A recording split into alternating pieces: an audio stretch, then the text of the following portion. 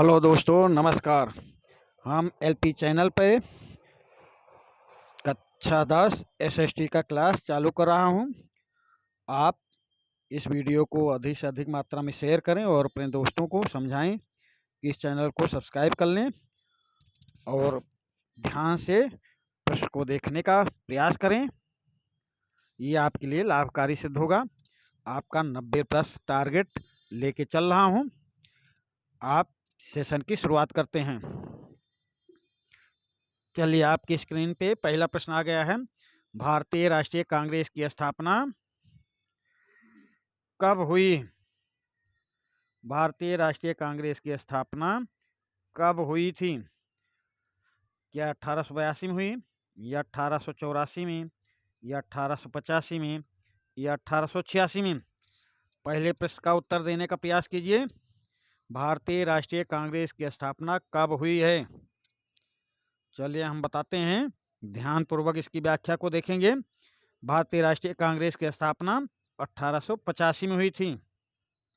साथ में और बता देते हैं आपको, भारतीय राष्ट्रीय कांग्रेस की स्थापना बम्बई के गोकुल दास तेजपाल संस्कृत विद्यालय में हुई थी।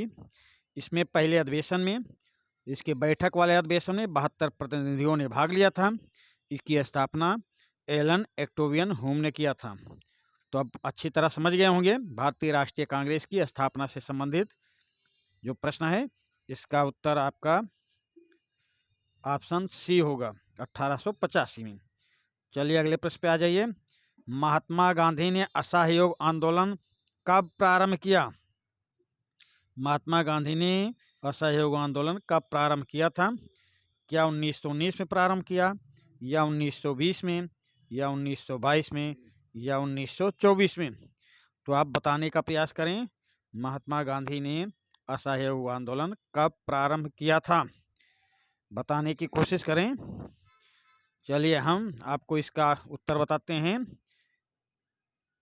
1920 में महात्मा गांधी ने असहयोग आंदोलन 1 अगस्त 1920 को शुरू किया था। याद रखने के लिए आपको बता दें, 1 अगस्त के दिन ही बाल गंगाधर तिलक की मृत्यु हुई है। उसके बाद भी महात्मा गांधी ने इस आंदोलन को रोका नहीं है। तो महात्मा गांधी ने असहयोग आंदोलन कब प्रारंभ किया? 1 अगस्त 1920 को। चलिए प्रश्न नंबर 3, महामंदी का प्रारंभ किस वर्ष हुआ? ये प्रारंभ 1919 में हुआ, या 1924 में, या 1929 में, या 1934 में? महामंदी का प्रारंभ किस वर्ष हुआ था? हम आपको इसका उत्तर बताते हैं, 1929 में हुआ था भाई। 1929 में महामंदी का प्रारंभ 1929 में हुआ था। अगले प्रश्न पे आइए। भारतीय राष्ट्रीय कांग्रेस की स्थापना किसने की? आप प्रश्न को ध्यानपूर्वक पढ़ेंगे। भारतीय राष्ट्रीय कांग्रेस की स्थापना किसने की थी? अभी ऊपर के प्रश्नों में मैंने आपको बताया कि भारतीय राष्ट्रीय कांग्रेस की स्थापना कब हुई, उसके साथ ही व्याख्या में आपको बताया हूं। आप उत्तर देने का प्रयास करें। भारतीय राष्ट्रीय कांग्रेस की स्थापना किसने की थी? तो हम आपको बताते हैं, इसमें ऑप्शन ए सही होगा, ए ओ ह्यूम। तिलक तो कभी अध्यक्ष बने ही नहीं। नौरोजी जी 3 बार अध्यक्ष बने हैं कांग्रेस के, और डफरिन उस समय गवर्नर जनरल थे। डफरिन उस समय गवर्नर जनरल या वायसराय, जो भी आप समझें, थे। तो भारतीय राष्ट्रीय कांग्रेस की स्थापना किसने किया था? ए ओ ह्यूम ने। वंदे मातरम गीत का लेखक कौन था? वंदे मातरम गीत का लेखक कौन था, आपको बताना है। तो वंदे मातरम गीत के लेखक कौन था?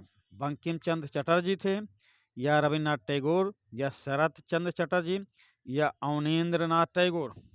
आपको इसका उत्तर देना है।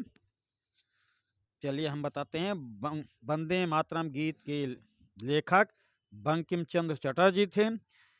वंदे मातरम गीत आनंद मठ से लिया गया है, और आनंद मठ की रचना बंकिम चंद्र चटर्जी ने की है।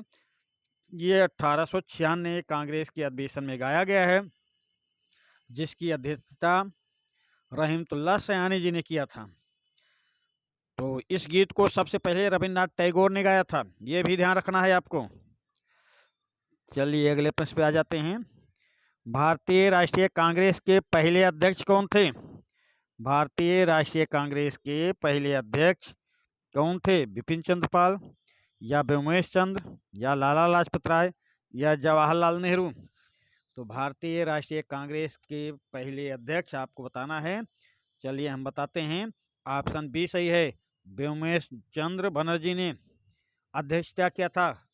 भारतीय राष्ट्रीय कांग्रेस के पहले अधिवेशन की अध्यक्षता व्योमेश चंद्र बनर्जी ने किया था। अगले प्रश्न पे आ जाइए।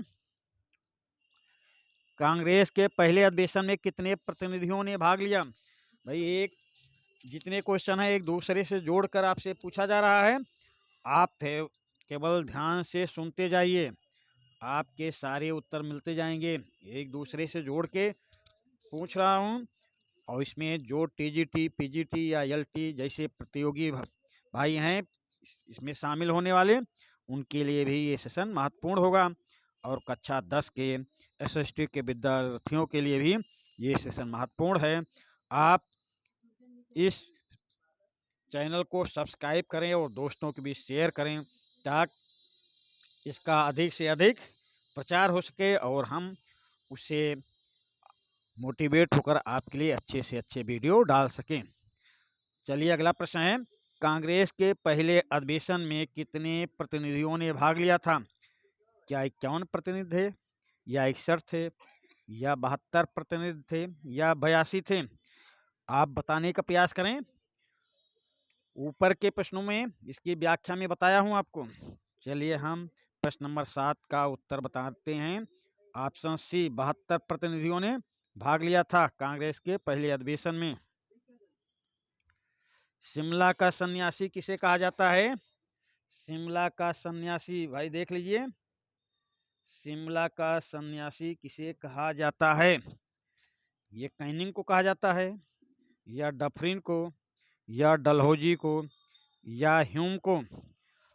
तो हम पहले भी बता चुका हूं, शिमला का सन्यासी कांग्रेस के स्थापनाकार, कांग्रेस के शिल्पी ए ओ ह्यूम को कहा जाता है। ये ब्रिटिश गवर्नमेंट में अधिकारी थे और रिटायर होने के बाद ये शिमला में जाकर बस गए थे। इसी कारण ए ओ ह्यूम को शिमला का सन्यासी कहा जाता है। कैनिंग उस समय, कैनिंग ये भारत के वायसराय थे 1858 में। डफरिन वायसराय थे कांग्रेस के स्थापना के समय। डलहौजी कैनिंग के पहले भारत के गवर्नर जनरल थे, और शिमला का सन्यासी कहा जाता है ए ओ ह्यूम को। आपका ऑप्शन डी सही होगा, ए ओ ह्यूम। चलिए अगला प्रश्न पे आ जाइए। कांग्रेस के किस अधिवेशन में वंदे मातरम गीत गाया गया? उत्तर देने का प्रयास करेंगे। कांग्रेस के किस अधिवेशन में, कांग्रेस के किस अधिवेशन में वंदे मातरम गीत गाया गया? इलाहाबाद अधिवेशन 1888 में, या मद्रास अधिवेशन 1887 में, या कलकत्ता अधिवेशन 1896 में, या बेलगाम अधिवेशन में? आप उत्तर बताने का प्रयास करें। तो कांग्रेस के किस अधिवेशन में वंदे मातरम गीत गाया गया? इसका ऑप्शन सी सही है, कलकत्ता अधिवेशन। और यहाँ पर ध्यान देने वाली बात है कि इधर तो वंदे मातरम गीत गाया जा रहा है, उधर कांग्रेस की अध्यक्षता रहीमतुल्लाह सयानी जी कर रहे हैं। कांग्रेस की अध्यक्षता 1896 में रहीमतुल्लाह सयानी जी कर रहे हैं, और इधर वंदे मातरम गीत गाया जा रहा है। इलाहाबाद के अधिवेशन की अध्यक्षता जार्जिलो ने किया था, मद्रास में अंसारी ने किया था, बेलगाम में महात्मा गांधी ने अध्यक्षता किया था। तो कांग्रेस के किस अधिवेशन में वंदे मातरम गीत गाया गया? 1896 कलकत्ता अधिवेशन में। महात्मा गांधी दक्षिण अफ्रीका से कब लौटे हैं? आप प्रश्न को ध्यान से पढ़ेंगे। महात्मा गांधी दक्षिण अफ्रीका से कब लौटे हैं? 1914 में लौटे, या 1915 में, या 1916 में, या 1919 में? बताने का प्रयास करें। महात्मा गांधी दक्षिण अफ्रीका से कब लौटे हैं? चलिए हम आपको इसका उत्तर बताते हैं। ऑप्शन बी 1915 में। 9 जनवरी 1915 को महात्मा गांधी दक्षिण अफ्रीका से लौटे हैं। दोस्तों, 9 जनवरी को ही भारत में प्रवासी दिवस मनाया जाता है। ये भी प्रश्न कभी कभार पूछ लिया जाता है, तो आप ऐसे प्रश्नों को देखते रहिए। और जो हमारे प्रतियोगी भाई हैं, जो कंपटीशन की तैयारी कर रहे हैं, उनके लिए भी ये सेशन महत्वपूर्ण है। देखते रहिए, अपने दोस्तों के बीच इस चैनल को शेयर करने का प्रयास करें, ताकि हम आपके सहयोग से अच्छे अच्छे वीडियो डालते रहें आपके लिए। आपके लाइक से हमें मोटिवेशन मिलता है। आप कमेंट के द्वारा हमें कुछ भी पूछना चाहेंगे तो पूछ सकते हैं, हम उसका उत्तर देने का प्रयास करेंगे। चलिए अगले प्रश्न पे आ जाइए।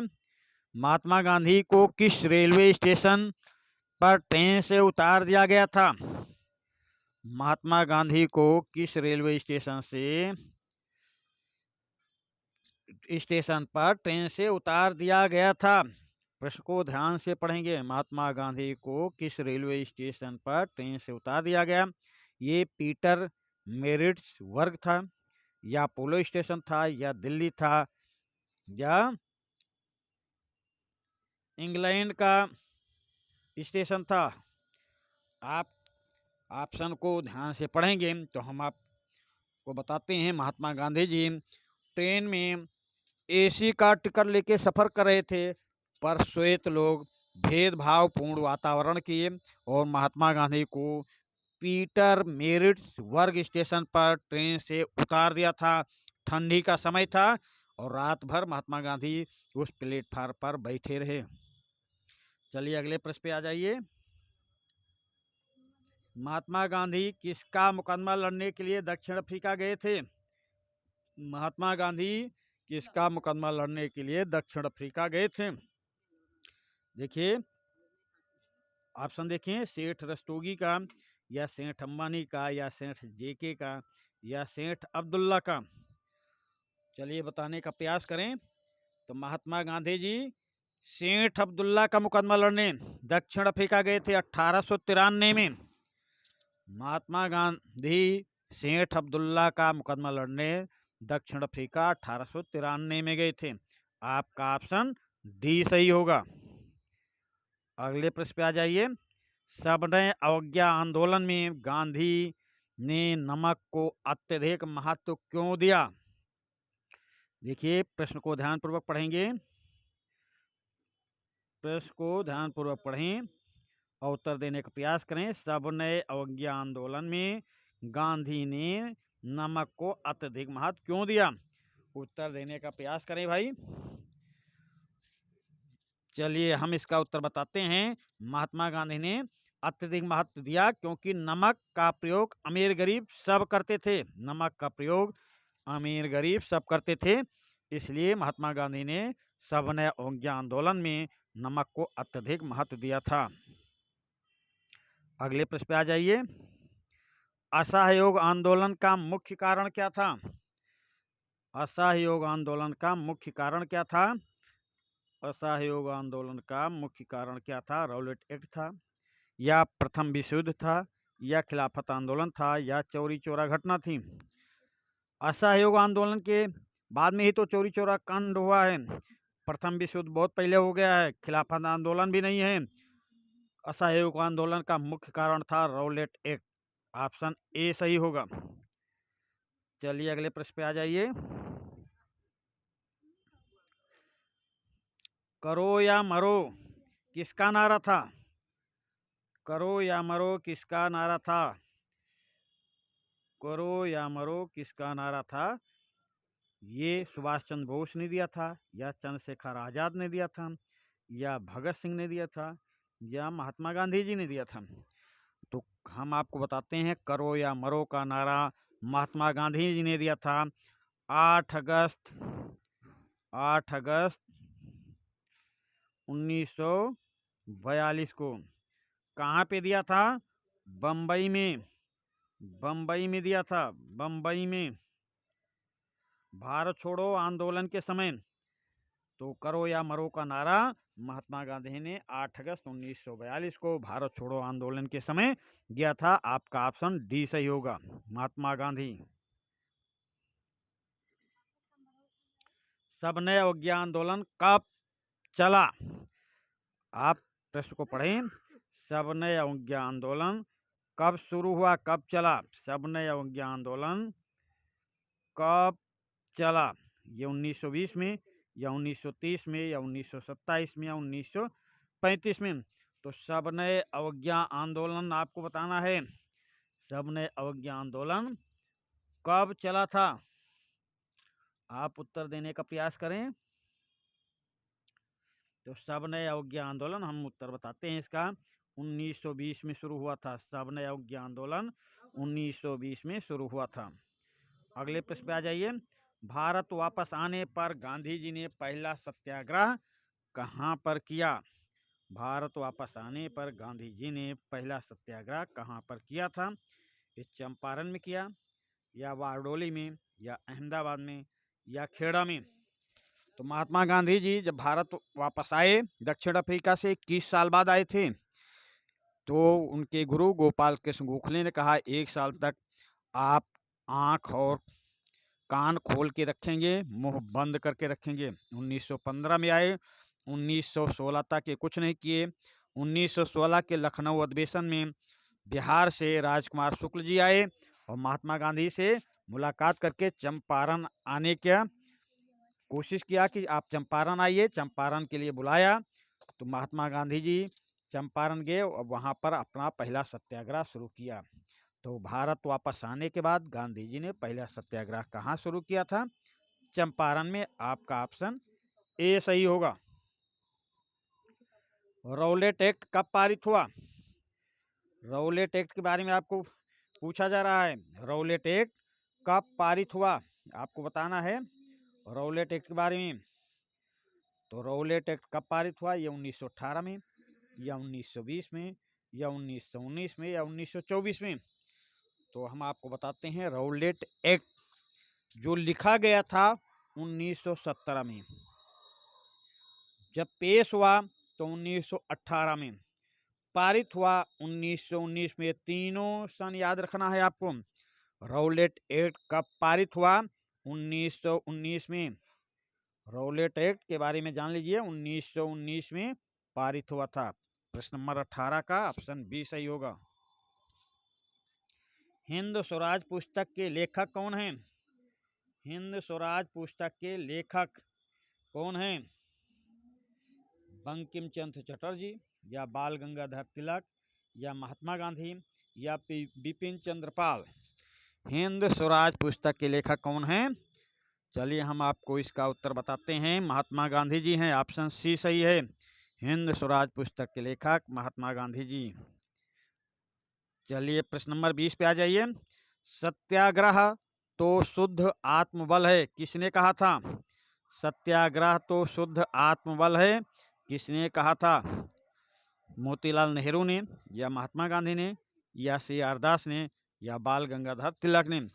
उत्तर देने का प्रयास करें भाई, और वीडियो को शेयर करते रहिए। आप अधिक से अधिक मात्रा में शेयर करें और दोस्तों से कहें कि वो इस चैनल को सब्सक्राइब करें, जिससे इस चैनल का अधिक लोग जानकारी प्राप्त करें और हम उनके लिए अच्छे से अच्छे वीडियो लाते रहें। तो हम आपको बता देते हैं, सत्याग्रह तो शुद्ध आत्मबल है, ये कहने वाले थे महात्मा गांधी जी। सत्याग्रह तो शुद्ध आत्मबल है, ये कहा था महात्मा गांधी जी ने। ऑप्शन बी सही होगा। चलिए अगले प्रश्न पे आ जाइए। आनंद मठ के लेखक कौन हैं? आनंद मठ के लेखक पूछा जा रहा है। तो आनंद मठ के लेखक आपको बताना है। आनंद मठ के लेखक कौन है? बंकिम चंद्र चटर्जी, या रविन्द्रनाथ टैगोर, या शरद चंद्र चटर्जी, या सुभाष चंद्र बोस? तो आनंद मठ की रचना किया था बंकिम चंद्र चटर्जी ने।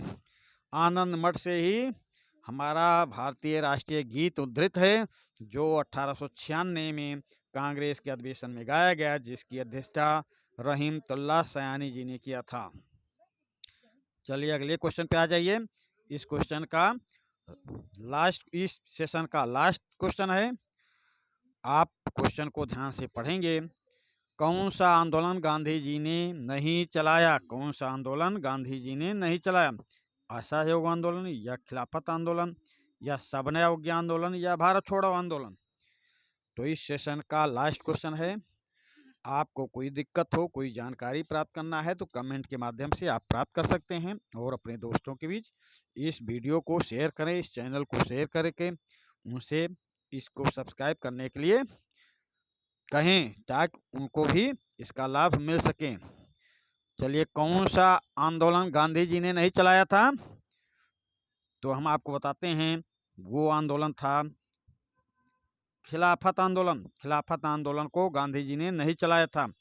असहयोग 1920 में चलाया, सविनय अवज्ञा आंदोलन 1930 में चलाया, भारत छोड़ो आंदोलन 1942 में चलाया। तो कौन सा आंदोलन गांधी जी ने नहीं चलाया? खिलाफत आंदोलन।